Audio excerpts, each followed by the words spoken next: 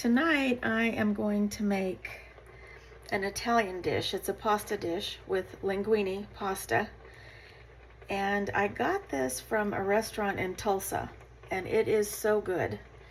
And so my spices are going to be the garlic powder, fennel, basil, and a little bit of crushed red pepper. So you don't want too much crushed red pepper because it'll be so hot you can't handle it. But anyway, so then I'm going to saute that in with my chicken because it calls for chicken. And then I will add a couple more ingredients to all that on the finished dish. It also calls for Kalamata olives and diced, or you don't have to dice them, but chopped up tomatoes, fresh tomatoes. And I like to use this.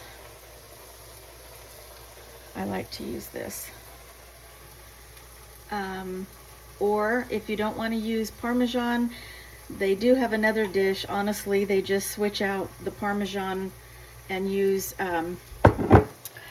they use feta cheese. So you can use feta if you want. It gives it a completely different flavor complex altogether. And you know what I'm missing in this though is fresh green onions that I should have sauteed also with my chicken and spices, but I didn't have any, so I won't be having that tonight. But anyway, here is the Kalamata olives too.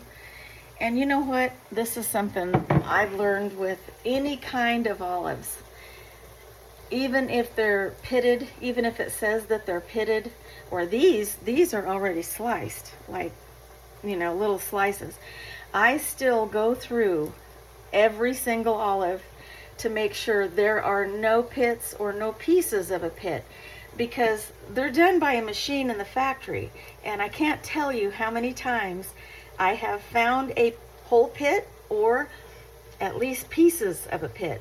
And it doesn't happen in every single jar or can of olives that you buy, but it is sure worth looking through to save your teeth. So just a little word of advice: look at your olives. And I also wanted to say, I always add a little bit of extra Kalamata olive juice in there with my pasta, and it makes it extra delicious.